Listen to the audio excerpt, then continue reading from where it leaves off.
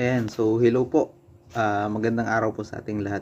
So meron lang akong gustong i-share sa inyo. Ayan, nakikita nyo naman po yung picture na yan.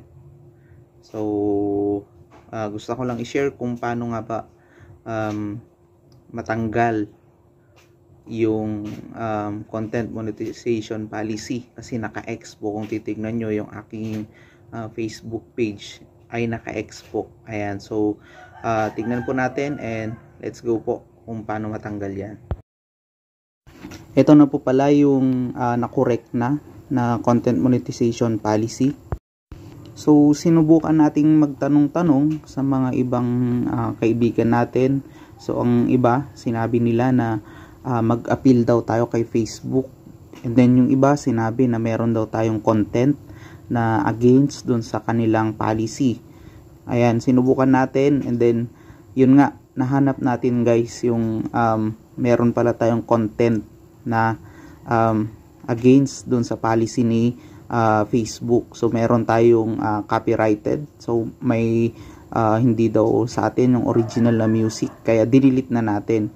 Yun lang naging problema mga ka-backyard, ay hindi natin maipakita mismo yung paggawa natin, gawa ng na-delete na yung ating content na yun. Pero ginawan natin ng paraan mga ka-backyard. Ito ipapakita ko sa inyo.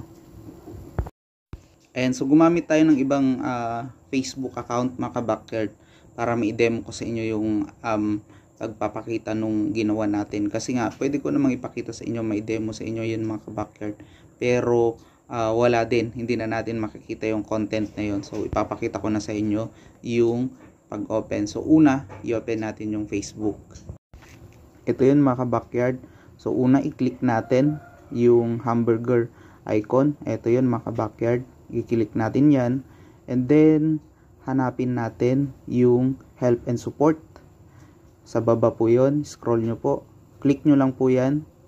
And then makikita nyo po yung sa choices is creator support.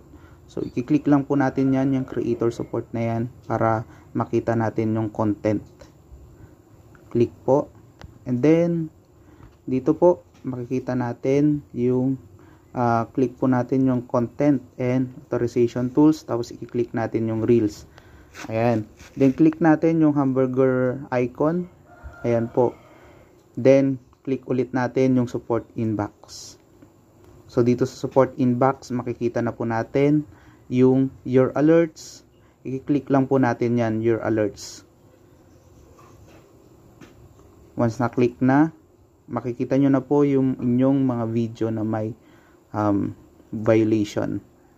Ito po yun, meron tayong video na copyrighted, merong copyright. Yan, click po natin. And then ito, pwede nating tignan yung details ng ating video sa pinakababa. Ayan po, click nyo lang po yan.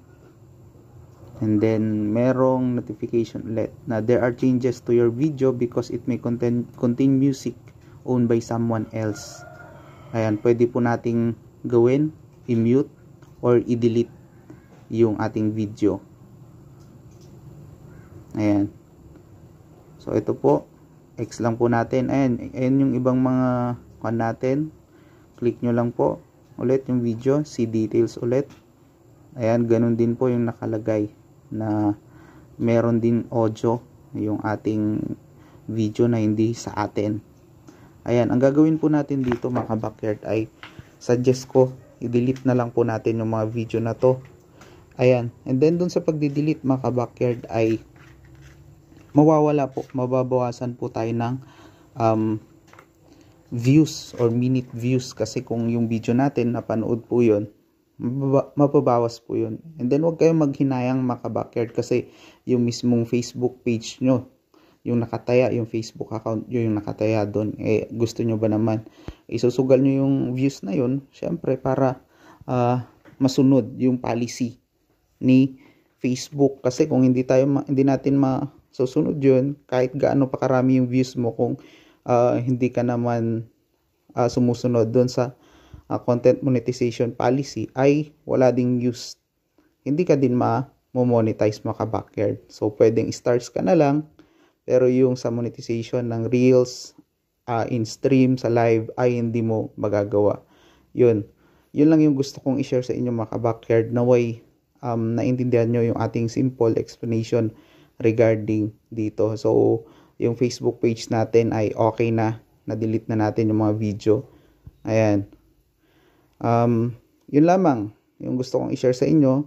Ayan, pakita na po natin yung video from naka-X yung ating Facebook page to naka-check na.